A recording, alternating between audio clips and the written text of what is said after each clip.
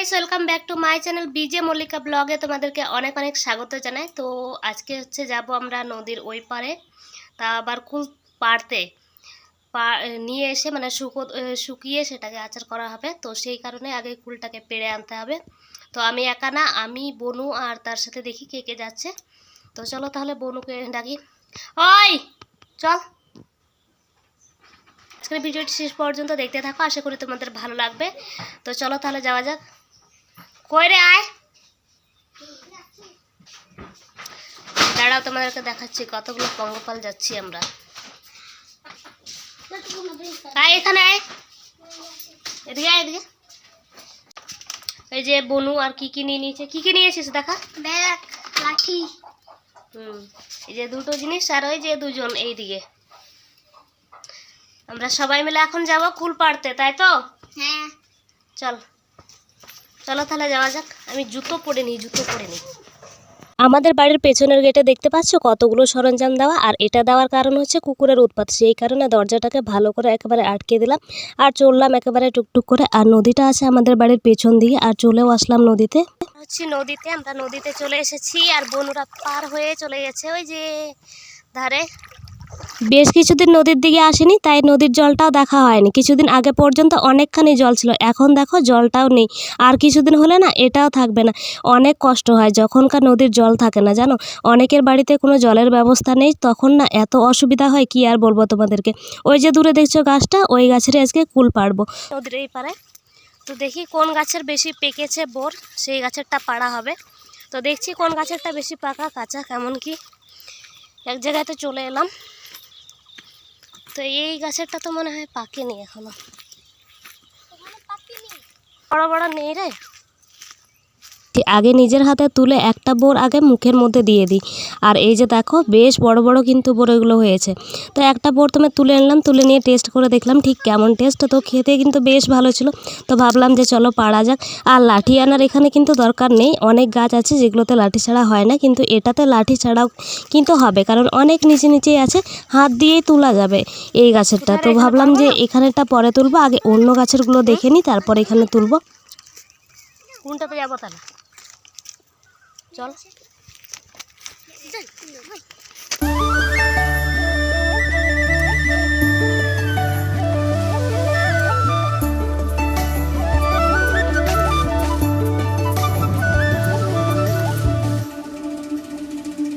পারতে আমরা বসে পড়েছি, কারণ আমরা যে লাঠিটা নিয়ে এসেছিলাম সেটা না অনেকটা ছোট হয়ে গেছে। আর কাছেরগুলো মানে কাছে কাছে যে কুলগুলো ছিল ওগুলোকে মানে পেড়ে নিয়েছে বাচ্চা কাচ্চাগুলো, সেই রকম খুব একটা পারা যাচ্ছে না ভালো করে।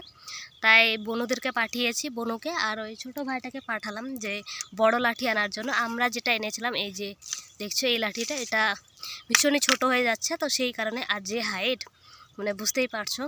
আর এখানে আমি আর এই যে দেখতে পাচ্ছ এই পুচকিটা বসে আছে। আমরা দুজন এখানে বসে বসে এখন একটু বসে থাকি আর কি, রেস্ট নেওয়াও হবে, আর অতক্ষণে বনুরা নিয়ে চলেও আসবে। আর এই যে এখন এইখানে এতটুকু পেরেছি, রেস্ট নিচ্ছি। আর ওই যে ভাইরা চলে এসেছে নিয়ে, ওই যে দেখতে পাচ্ছ একেবারে ঘাড়ে করে নিয়ে আসছে। ঠিক আছে রাখ,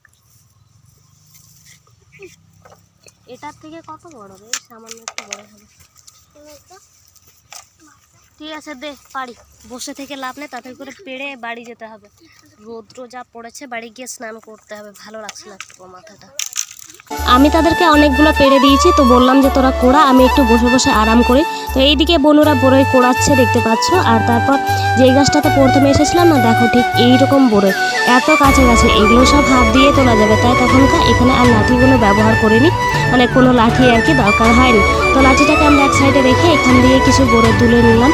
তো মানে কুল পাড়া আর কি কমপ্লিট হয়ে গেল। আর ওই যে ওইদিকে বনুরা নিয়ে যাচ্ছে, আমি কিছু তুলে নিই খাওয়ার জন্য। তো চলো যাওয়া যাক এবার বাড়ির দিকে। অনেকগুলো, প্রায় এক ব্যাগ না তার কমই আছে, কিন্তু এখনও সেই এরকমটা পাকেনি। আর কিছুদিন পর আসলে আরও অনেকটা পাওয়া যাবে। তো চলো বাড়ির দিকে যাওয়া যাক, আর বাড়িতে গিয়ে তোমাদেরকে দেখাবো ঠিক কতখানি কুল আমরা পেড়েছি। চল চল বাড়ি চল।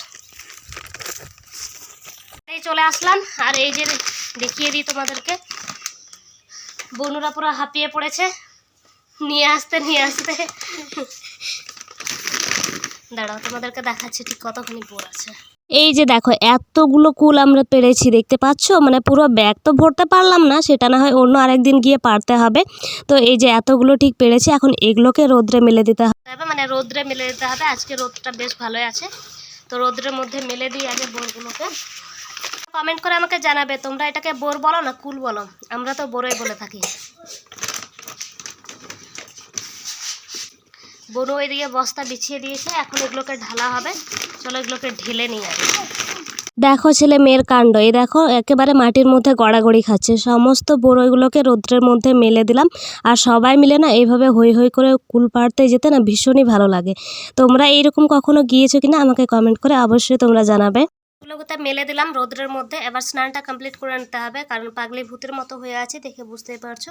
আর রৌদ্র থেকে আসলাম তো বেশ গরম লাগছে, এখন মনে হচ্ছে বৈশাখ জ্যৈষ্ঠী মাসের মতো গরমটা ঠিক পড়ছে, মানে সকালবেলাতে। আর সেই রাত্রের দিকে অবশ্য ঠান্ডা লাগছে, কিন্তু যখন রৌদ্র উঠছে না কি আর বলবো, থাকা যাচ্ছে না, এতটা গরম লাগছে। তো চলো স্নানটা করে নিয়ে তারপর তোমাদের সামনে আসছি। ওকে জানিয়েছিলাম যে মারা বেড়াতে গিয়েছিল, কিন্তু কালকে রাতে মারা বাড়ি চলে এসেছে। আর মা গিয়েছিল আজকে সকালবেলা মুড়ির মিলে, তো মুড়ির মিলে নিয়ে গেছিলো চাল, দেখতে পাচ্ছ মুড়ি ভাঙিয়ে নিয়ে এসেছে। আর ওইদিকে ল্যাপ কাঁথা কম্বল সমস্ত কিছু বাইরে মানে রৌদ্রের মধ্যে মেলে দেওয়া হয়েছে। আর এইদিকে দেখো অনেকগুলো মুড়ি কিন্তু নিয়ে এসেছে, দেখতে পাচ্ছ এখানে মানে বালতি রাখা আছে, তারপর এখানে আরেক বালতি রাখা আছে এবং আরেকটা ঢোপের মধ্যে আছে। আর এগুলোতে সমস্তটাই ভরে গেছে দেখে ওই হাড়ির মধ্যে দেখতে পেলে যে বনু ঢুকাচ্ছে, ওই হাড়ির মধ্যে বনু এখন রেখে দিচ্ছে, রাখার জায়গা নেই, তাই ভাবছি। আমাদের বাড়িতে 3খানা অতিথি এসেছে, দেখবে ওই যে দেখে, ওই যে 2টি আর একটা হচ্ছে এখানে আছে। হ্যাঁ 3খানা অতিথি এসেছে। তো আমি তো স্নান করে নিলাম, আর তার সাথে কিছু জামা কাপড় ছিল সেগুলোকে পরিষ্কার করলাম আর মেলে দিয়েছি পরিষ্কার করেও। আজকের ভিডিওটা আর বেশি বড় করছি না, এখানেই শেষ করছি। আজকের ভিডিওটা যদি তোমাদের ভালো লাগে তাহলে অবশ্যই লাইক কমেন্ট শেয়ার, চ্যানেলটিকে সাবস্ক্রাইব করে দিও। চলো তাহলে আজকের মতো এখানে টাটা, ভালো থেকো সুস্থ থেকো সবাই, টাটা সবাইকে।